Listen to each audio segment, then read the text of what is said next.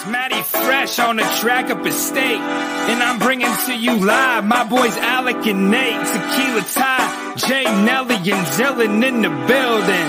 So kick it back, pour the drink. We chillin' because I'm boozing and betting and balling like I'm 2-6 in the blue kicks. Watch me move quick. Yeah, this the blueprint. So who's getting involved? Welcome into the show. This is Booze, Bets, and Ball, baby. And welcome back to Booze, Bets, and Ball, the first game preview show of the 2024 season. Nate, it's been a while since we talked and saw each other, but I don't know what your excitement level is for this, but we're back for another year. My excitement level to talk to you is pretty high because it's been a while, so that's nice. But for college football, I guess I don't know. I just I've had a lot of life changes this year, and I guess I'm sort of excited for UT football, Texas football too. But I'm sure that once 11 o'clock Central rolls around on Saturday, I will be very excited for Penn State. Yeah, it's kind of been on the back burner for me a little bit this summer. I've had a lot going on too, but I feel like the second I get down there Friday, it's gonna be a little different. It'll hit me again that it's back, and I'll be hyper and into it again. So yeah, and I think once that happens, I'll be okay.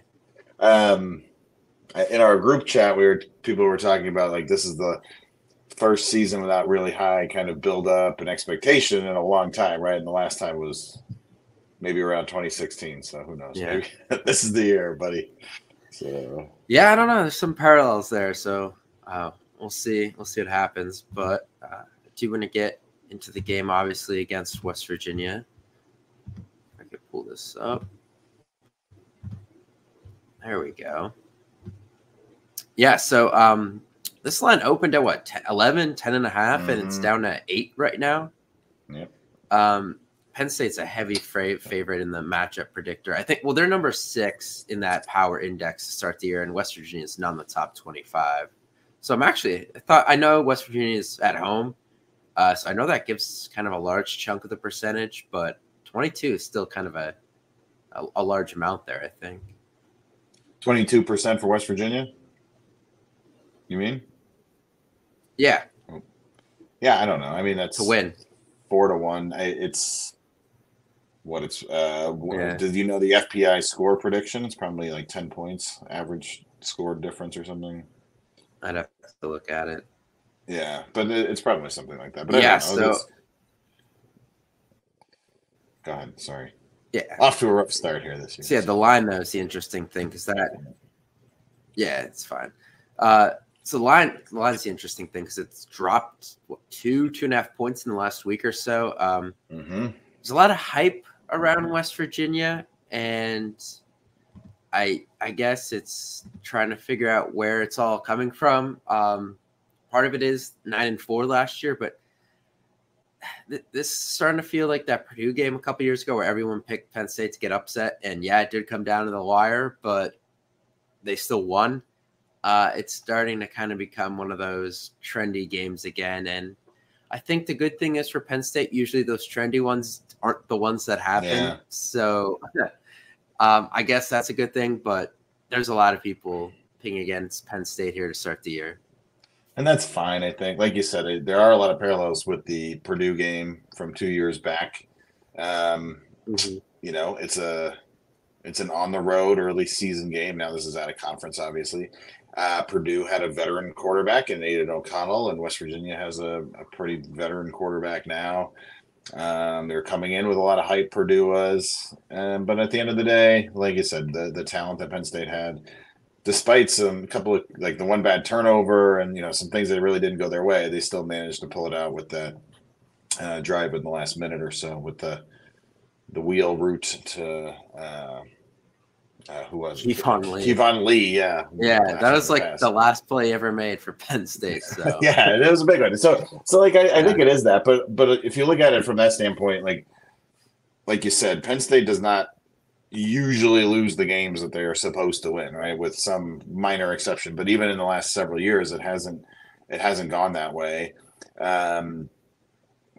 And this is another one that they're supposed to win. So I don't I don't know. I think they'll pull it out one way or the other. I think that they will beat the spread. If you have the spread at 7.5 or 8 now, I still think they're going to beat that. And then, you get some momentum going into the year, and, hopefully you get to kind of USC unbeaten and come out of there with a win too. So one game at a time and whatnot. But I don't know. I think Penn State is being highly underrated right now. Well, I think part of it is people obviously don't trust Drew Aller the way they did going into the year last year. A lot of national perception on him has changed for the worse. And it's funny because I think last year we didn't really expect him to come out slinging it in the first game of the year. And that's what they did. And he went for 325 and 3 touchdowns, and they threw the ball all over the place. This year I'm expecting them to run the ball in this game. Now, because we thought that last year too, they probably will throw all over the place again. But just from what I'm seeing, Penn State's going to use the tight ends a lot, all of them, all 4 of them that they have now that they want to play. They obviously still have Singleton and Allen at running back, and they're replacing the 2 starting offensive tackles, which that was a pretty good duo they had. One of the best we've seen in our lifetimes for sure, to have 2 guys that combined to give up, I think, 2 sacks last year. I mean, Penn State had some really bad offensive lines for a while. So, to go from that to a downgrade was obvious. Even if the guys that step in are good, it's still going to be a downgrade. So I think Penn State wants to rely on the interior of the offensive line and just run behind them, which I think they will early on here. And it's probably also because they still don't have the receiver situation figured out. We talked about Julian Fleming, that we didn't think he was going to be this game changer for them. He's going to be more of a steady presence. And it sounds like that is the expectation. Yeah. He's like a borderline starter right now from what it sounds like. So really nothing has changed with the receiver group. They have been getting touted a lot, though, by Franklin and some of the press availability and stuff like that, right? And Trey Wallace, I think, there's been a lot of talk about him and Liam Clifford stepping up, and trying to think, did he mention much of Omari Evans or? Yeah, him too, yeah. Or Caden Saunders. So, I think last year, going into the year, he was still on the hey man, somebody's got to step up kind of thing, right? And that was a mantra that had, and you saw how that played out with Cephas and things like this. But maybe so he's either doing this because he wants to instill some confidence and they don't have confidence, and he's kind of rope-a-doping, or they made meaningful change and they got their act together. And I would attribute some of that to Julian Fleming, whether or not he is a major contributor. Like we said, his leadership is a meaningful thing for this team. So I'm going to go in glass half full with what Franklin is saying about them, and even Aller is saying about them and stuff. So I don't know. Let's give them the benefit of the doubt for a little bit, right? At least until we see otherwise. Well, I mean, it's not a lack of options, that's for sure. I mean, they bring up 5 or 6 guys every time they talk about the group, so it's just about one of them actually being decent enough. Yeah, and like you said, the tight ends still, if they really have 4 guys that they want to play there, those are pass catchers, and they can potentially mitigate some of the issues at tackle if you wanted to go a little bit more max protection and chip on defensive ends and things like this, right? So having this really strong tight end unit can positively impact some of the potential drawbacks of both the offensive line and the wide receivers too. Yeah, and you weren't here for the season preview show, but when I was did I watch it, so sorry. But when I was talking to Landon Tangwell about the offense, it was very much kind of replicating Michigan's, where you have good running backs, you have good receivers, you have good tight ends, you just need the receivers to make those few possession catches when needed on a big third down or something, or at least keep the defense honest with one big play a game. And I think that's what they're going to replicate. And, Andy Kolnicki will do a better job of scheming these guys open than Yurcich did. I watched a video today, and it was just, they were talking about, can you name a single Kansas wide receiver, yet all these guys had 700 plus yards or whatever, you know what I mean? So I think that hope is in there. I just don't know if we're going to see it right away in game 1. Now, we're wrong about that last year. They did come out and throw all over West Virginia. West Virginia claims to have fixed up their secondary a little bit. I still don't know how that ranks against, what Penn State's used to playing. Right. Like they were talking about, I know some of the guys were talking about, like, maybe we could be a top 25 defense this year. And I know I said in the group chat, I was like, if a Penn State defender came out and said, maybe we could be a top 25 defense, like, Twitter would be on fire. Message boards would be on fire. Like, every defensive coach would be getting their job called for. So it's just, the way things are looked at by different fan bases. But and again, like Ohio State, Michigan last year were top in the 10 range or something. Michigan was may have been the best or second best scoring defense in the country. Iowa was an exceptional defense last year, and Penn, a borderline top 25 defense does not compare to those three teams that Penn State has played, like you're saying, I think, right? So, yeah, maybe they're going to shore it up a little bit. And I get it. I don't want to be overconfident. Maybe they learned other things too, but yeah, they ought not be on the same level as what Penn State will face in the Big Ten season for a lot of the competition. So I did want to pull up some stuff on West Virginia. Share. There we go. So obviously this is last year's stats, but below this thing kind of sucks. So Garrett Green, starting quarterback, as you can see, not a crazy 50%. It's not great there. Yeah, 53%, 16 touchdowns, 4 picks. I mean, they just don't throw the ball a lot. I know there's some stat out there that West Virginia fans like to throw around that he led the country in was it big completion percentage or something, like big throw rate? I don't know, it had something to do with deep balls or clutch passes or something like that. The yards per attempt for that completion percentage, I think, is relatively high, honestly. Yeah, it is. So there is something like that, but still, I mean, when we're ready to talk about the defense, I think the Penn State secondary is going to be extraordinarily good, right? So that doesn't worry me too much. Yeah. Is CJ Donaldson back or not? Yeah, he is. So he's a junior. Yeah. And they have Jaheim White, who we did not see. He came on towards the end of the season for them, and obviously Garrett Green runs like crazy. Yeah. And that's the thing that worries me, honestly, is Garrett Green, because I went back, and you and I have talked about this, that I thought if Manny Diaz had one flaw as a defensive coordinator, it was the dude had no idea how to defend a 3rd and long.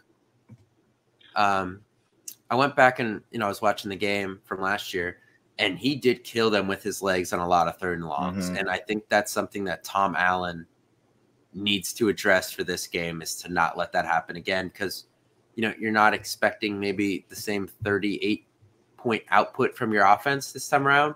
Yeah. So I think getting West Virginia off the field quicker, which, look, for the most part, Penn State did that last year, but there were some times where they gave up some ridiculous runs to him that they shouldn't have. Yeah. Yep, and we'll see how. I don't really know what to expect with Tom Allen. Again, I have not paid a ton of attention to it, and I think Manny Diaz getting in trouble a little bit with the 3rd and longs was because he was so aggressive. Yeah, with blitzes and things, right? So do we expect the same with Tom Allen there? Now what you're pulling up here with Jaheim White averaging almost 8 yards a carry on over 100 carries that's something. Yeah, hang on. I want to pull up his game logs. So here's the thing with this West Virginia team. The game logs to me kind of tell the story. So they went 9-4 last year, and I think they beat a team that went 6-6 in the regular season and won their bowl game. And then the only other team then that they played that they beat that was a winning record was they beat North Carolina in the bowl game without Drake May.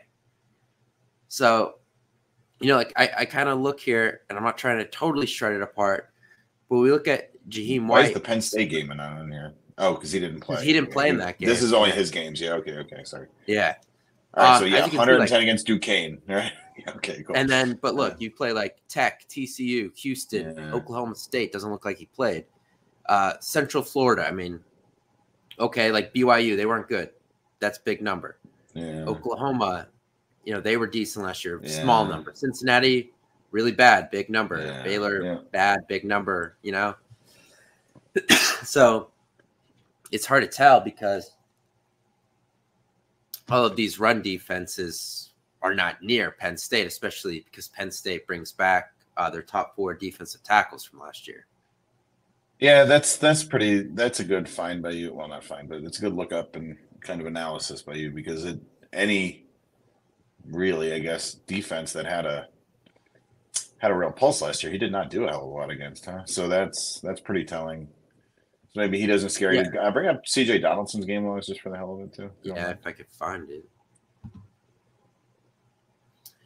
But it's kind of the it's kind of the overarching thing though with this West Virginia team is they racked up a lot of wins and a lot of stats, but if you look at it, who was it against? And it wasn't teams necessarily on Penn State's level.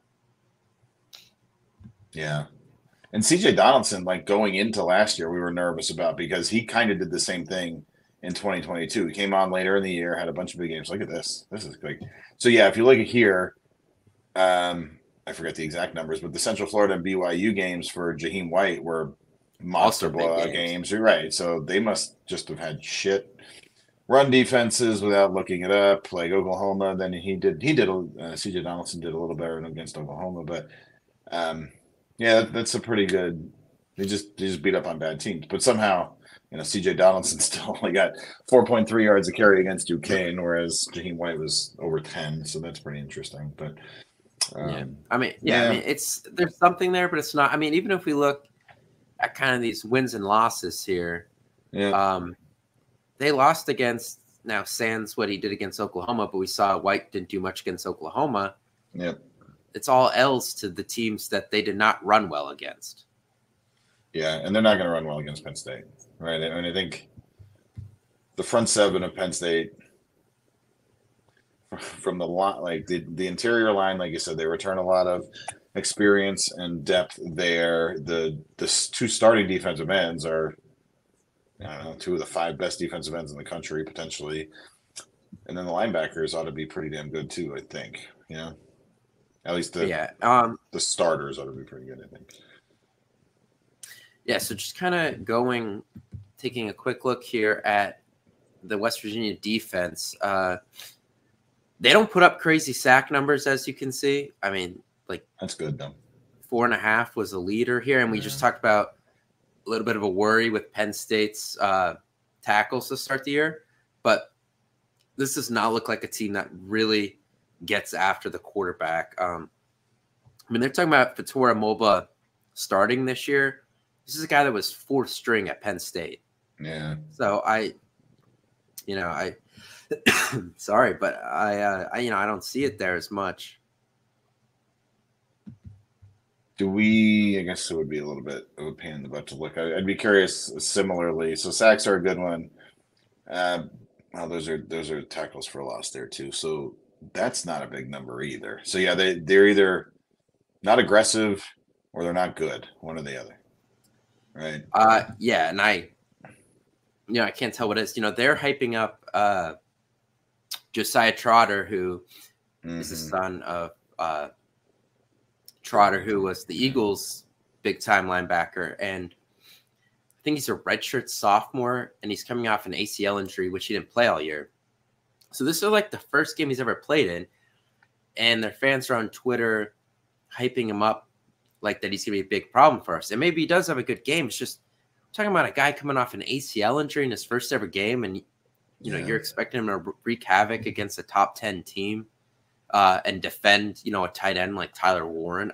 Didn't they have another guy last year that was a Penn State transfer line, but Lance Dixon, right? And it was kind of the same thing, right? Yeah, he was not like, even he transferred and he was going to be like the big problem and stuff too. So I don't know, man.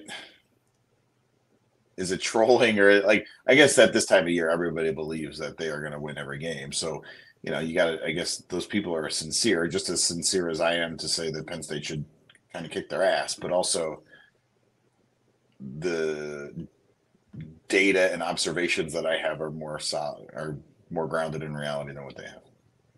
Yeah, I mean, and look, they're not going to rip it apart in the passing game. Green will make some big, deep throws when he needs. Do his game logs. Hit his game logs. I'm curious on that, especially for passing. Yeah, I don't know if it'll come up as both here.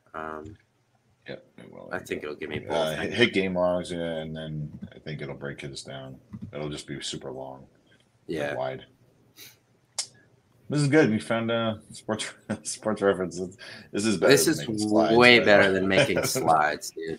All right, so let's see. Let's see. Is yards per attempt on here now? But like Penn State was. That was basically the top of the mark until the very end of the year in terms of completion percentage. Yeah. 16-4. He had that 4 touchdown game against Duquesne. So he did like eat it up against Duquesne. Yeah.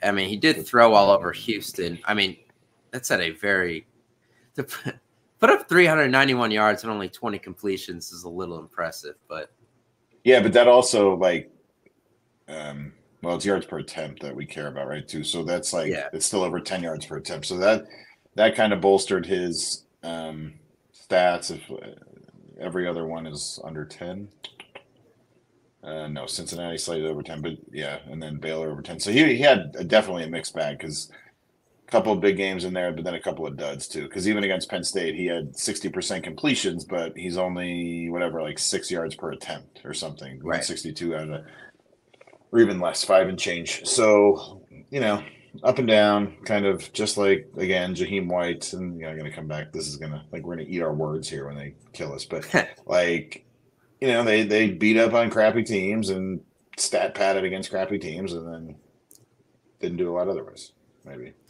Yeah, I mean, they did, but there's also is some momentum. Like, getting 9 wins is difficult. Winning bowl games is difficult. Like, so it's not totally nothing. It's just, it does kind of give off Maryland vibes that we've had the last few years where they rack up wins and then they face Penn State and they fall right in their face.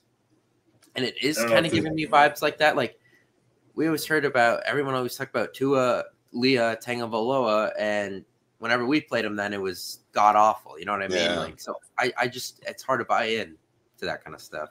Yeah. And I think, I don't know if this is true, but I guess the game's on Saturday, so I don't know why they would do this. But somebody said they're giving the kids off on Friday too, for the game. Which they gave the local school districts off, which is interesting. Never heard that one before. I mean, what are you gonna do? The elementary kids are gonna tailgate around Morgantown. I don't know. It had to do with buses or something. There being too much traffic in the town, which never heard of that one before. No. God bless our call. That's an interesting one. Yeah. But anyway, like, I don't know. I think they're not good. They're not going to be good. So, I think Penn State just has to make them one-dimensional. I'd like to see what happens when Green has to win a game with his arm. As you can kind of see from those game logs, he added in passing, but it was never outside of Duquesne, which it's very hard for me to count that. He never really won a game because of his arm for them. It was always complimentary for the most part. Mm-hmm. So if Penn State can stop the run, which they're replacing a really good center, who's probably going to start for the Steelers as a rookie. So with Penn State's experienced defensive tackles, if they could take advantage of that, I think that's big. Just hold them, and obviously getting out to a lead early plays in that too. Because then it takes away the run. Don't turn the ball over. Don't do stupid shit. Right? It's that kind of stuff. There is an element, no matter when you're on the road in a Power 4 game or whatever, like you can't shoot yourself in the foot, right? So they have to manage the game well and not turn the ball over and not get into third and super long and give up third and long and stuff like this. But if they can manage those things, they will out-talent West Virginia. Yeah, I think, it could get – I don't know if it'll be as lopsided as last year, but it was close at half. Now, Penn State missed 2 field goals. They had 2 pretty much drop touchdown passes in that game, too. There was the Keandre Lambert-Smith one on the slant on, like, that third down that he bobbled, and if he caught that clean, he would have been gone. And then there was the one that Dante Cephas dropped. that then they just kicked a field goal. So like they did leave 17 points on the field last year. Looking back on, they're very lucky that West Virginia did not play that well, honestly, because they did leave a lot of points on the field last year. So I'm just kind of hoping you don't get that again, because on the road now, it's not as forgiving. Yeah, people say don't believe in momentum, but like momentum matters a lot. And like a missed field goal, especially like a missed longer field goal, giving them a shorter field and things. All these things can get the crowd into it, get West Virginia to have a bit more confidence, right? And then bad stuff happens for Penn State. So don't do stupid things again, and don't make mistakes. But missing a field goal, depending, I don't know, that's a mistake, but it's not per se an unforced error like a dropped easy pass or something is. So, right. You know what I mean? So I'm curious your take on the whole crowd thing, because I think we get this no matter where Penn State plays. You've never experienced anything like this before, is like the saying, like the go-to saying. Auburn has said it. We heard about it. Iowa at night. I mean, this team, they play at Michigan, they play at Ohio State, the first and third largest stadiums, with Penn State's being second. They went down to Auburn, kicked their ass. They go out to Iowa, and unless Sean Clifford gets hurt, they kick their ass there most of the time. They've played in these environments before. We're talking about a 60,000 person stadium for a noon game, where I expect there to be a lot of Penn State fans. I just don't know how much like a 45,000 person crowd could be a factor compared to the shoe at Ohio State, where it's 106. Well, so like last year at Ross 8 or whatever, when they played Purdue, that's probably a comparable atmosphere to this one. Right. And that was at night on a Friday, right? So that throws things off a little bit. Still managed to win. Contingent wasn't that big, yeah. The Wisconsin game, whatever, 2021, 2022? Yeah, 21, yeah. Right? 21 at Wisconsin, like first game of the year, right? It was, or second? Was it? I think it was first. That's a frightening, that's first, way more frightening game to me. And they managed to come out there to like, man, I'll tell you, like, this is bullshit. I don't know. This is the time. I don't have a Twitter account anymore, but like, so I don't care. But these people are delusional, right? This is not an atmosphere. There's high schools in Texas that have more atmosphere than what West Virginia will have here. So there. Yeah, I mean, look, they'll be drunk even though it's a noon game. They'll be loud. I just don't know that it's not anything Penn State hasn't faced. It's not. And James Franklin is like, he wins the games he's supposed to win, right? So this is one of the games he's supposed to win. He's not going to fuck this up if we're staying. Yeah, I mean, let's hope. I mean, it'd be worse if they were ranked, honestly, but because the second you put a number next to a team, he just can't coach. But, lots been made about West Virginia returning more than Penn State in terms of starters. And I don't buy into that, just because like Tyler Warren wasn't considered a starter last year. You know what I mean? Like Denai Dennis Sutton wasn't considered a starter last year. I don't even think KJ Winston was considered a starter last year. There's just a lot of guys. There's a lot of big name guys for Penn State that were technically second string, but they still played starter type reps. So I just don't buy into that with this team that Penn State lost a ton. I think Olu Fashanu is hard to replace, but other than that, I mean, either through recruiting or what they brought in the transfer portal in the secondary, I don't think that they lost someone that they really can't replicate the production for eventually this year. Yeah, exactly. I agree with that 100%. Because like anything you do with the wide receivers is basically an upgrade, right? Wide receivers were far below replacement last year, so if you can even get to be average, that is an improvement. Losing Olufushano, that's huge, sure. On the defensive side of the ball, like you lose Chop Robinson, first-round draft pick, and then you replace him with Abdul Carter down there. Yeah, or DDS, whichever, take your pick. So are Carter and Dennis Sutton going to be better than Chop and Adiza Isaac? Yes, I think. I think I think so. I do. I think they're Chop was a good athlete. I think this duo's better athletes. Yeah. I wish Curtis Jacobs came back. I think he could have come back one more year. And I don't know if he sure. had a COVID year or not. I can't remember. But he got cut yesterday. He would have been a good. They were surprised he got cut though, from what I saw. Yeah, So, he was one of the higher rated linebackers, I think, in preseason and stuff. Yeah, so that kind of sucks, but yeah, it'd be cool to have him back.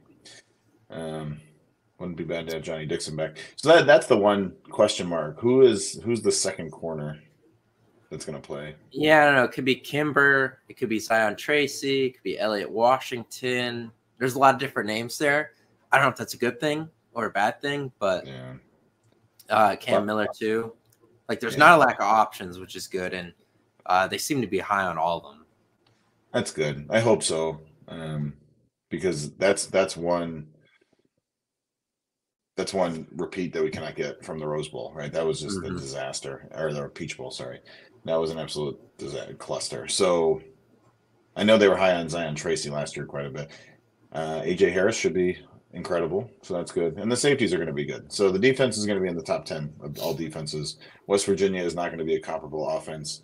West Virginia's defense is scraping the top 25, maybe. Penn State, let's say they have a top 20 to 30 offense. So even if those things negate each other, Penn State's defense crushes West Virginia's offense, and we win the game. Yeah, I just don't see – they're not ultra talented at receiver. They might be better than what Penn State has, but that's not hard. But I think Penn State's secondary is better than West Virginia's, so I think that cancels that out. So I'm not too worried about losing this game in the passing game, getting thrown all over. To me, it's more, can you get West Virginia off the field so they don't run a billion times and milk the clock, make the game shorter, and score at the end of these long drives. That's kind of my number one concern, because I think West Virginia planned to do that last year, and Drew Aller surprised everyone, including us, and kind of turned that game into a track meet. And West Virginia just didn't come in with the game plan to keep up with that, it seemed like to me. Yeah. Because even late in that game, when they were down by 17, they were still running a ton. Yeah. So I think they want to keep this game more on their terms, which is a lot of running with their quarterback and their two running backs. And it's kind of on Penn State to stop that, because I think Penn State will get theirs in the run game on offense. I don't know if West Virginia has the personnel to stop Penn State's tight ends. Like, they're very fresh at safety and linebacker. I just think Penn State's going to try to take advantage of the middle of the field, either run up the gut or, throw their mismatched tight ends there. I think that's what Kolnicki's going to do. So I don't think there's going to be a ton of points in this game, but I think Somebody made the point on the group chat that, like, the Florida State Georgia Tech game had 7 or 9 possessions apiece or something. And I looked it up, and they each only ran like in the mid 50s for plays, which last year or previous years, like, an average is in, low 70s. I think like 70, 71 would be kind of the NCAA average. So there are fewer opportunities. And, like, if what you're saying comes true, that, West Virginia wants to run and Penn State wants to run, this could be an extraordinarily short game. Right. And you probably do want that, right? Both sides want that. That is their strength.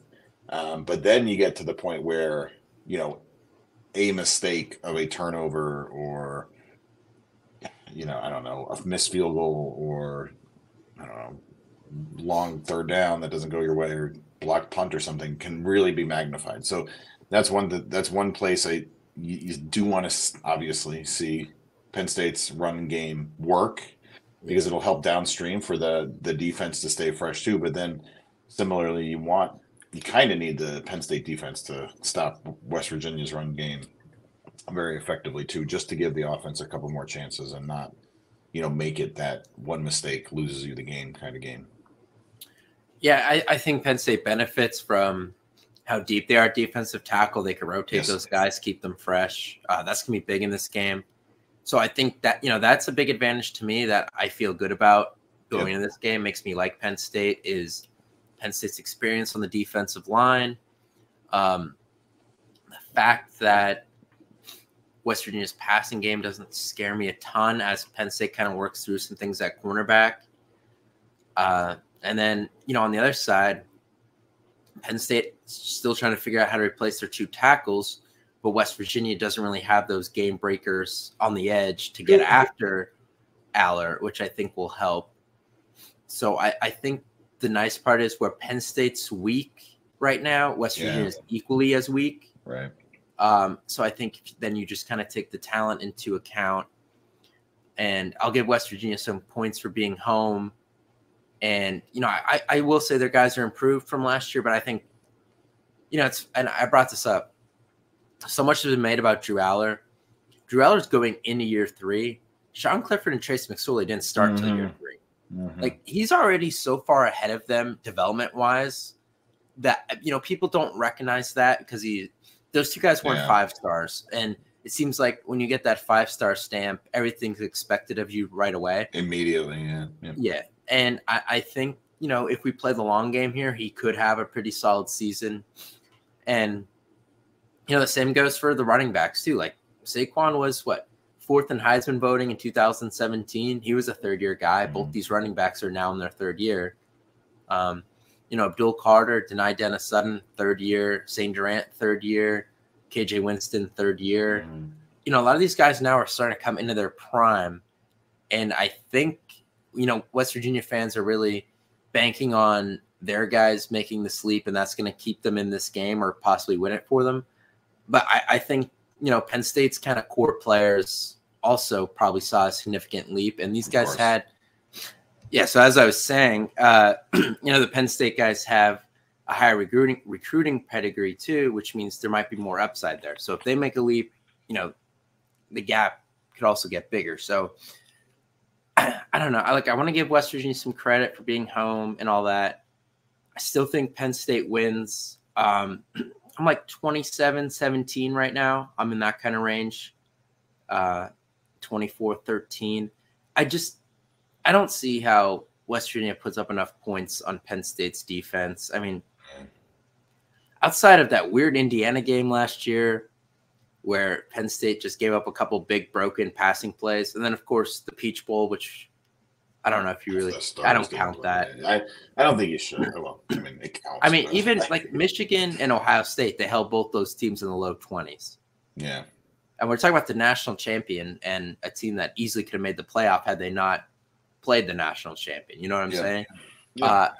I just – teams don't score on Penn State. So unless West Virginia plans on scoring 28, I don't see how they win the game. That's where I'm at. I think Penn State's defense wins it, and Penn State has the run game at the end of the game to shorten this game and get out of there. And that's kind of where I'm at.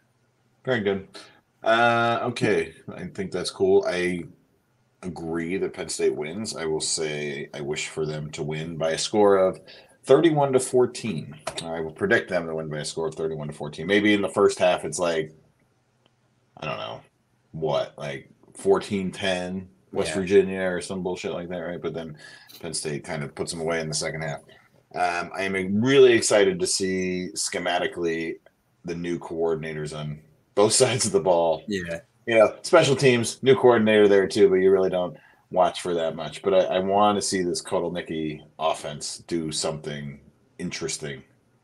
I don't want to be going into USC like we did it like the last 5 years where it's saying, oh, well, they're just holding it back for Ohio State or whatever, right? And they're playing vanilla. Because then it's like, oh, crap, they get to Ohio State and it's the same. And it doesn't look good at all, Yeah. So I want to see cool stuff because when you watch that, and I know these are selected highlights, but when you watch the Kansas highlights, every play is cooler than the last one, and it's super interesting. And let's do that. And then, I want to see how Tom Allen does differently or what he does differently, I suppose, than how Manny Diaz was. Because Manny Diaz, we grew to love him. He left the image and the memory of Brent Pry in the dust and was just kind of a superstar here. I think Tom Allen appears more, I don't know, kind of old school conservative, maybe. At least that's the vibe he gives me. But is that going to be, is that still going to be effective? I think Indiana's been relatively effective. I mean, their offensives have sucked, but I don't know. The defense has been okay. Maybe I'm not sure. But he's in charge now, so he needs to be good. Yeah, I mean, we'll see. A lot will be decided on Saturday. The nice thing is 12-team playoff. It's not totally the end of the season if they lose. It does make things a lot more harder. I'd rather they just win. But we'll be back next week with takeaways, hopefully talking about a win and a creative offense. That would definitely be a fun episode to just talk about, because I don't feel like talking about previewing Bowling Green the next week. You know what I mean? No. Barely. I'd rather just talk about how exciting this one was. Next week we can do we can look at UT and Michigan though, because that game is all right. Yeah, we can do that. That'll be something. Yeah. So, as long as Penn State wins, because then we have to start putting out videos about James Franklin's job and stuff. But very good. Hopefully. And hey, it's been a pleasure. Happy to see you again. I hope you feel better, and we'll talk soon. Thanks. Yeah, no, it sucks. All right. We'll see you guys next week.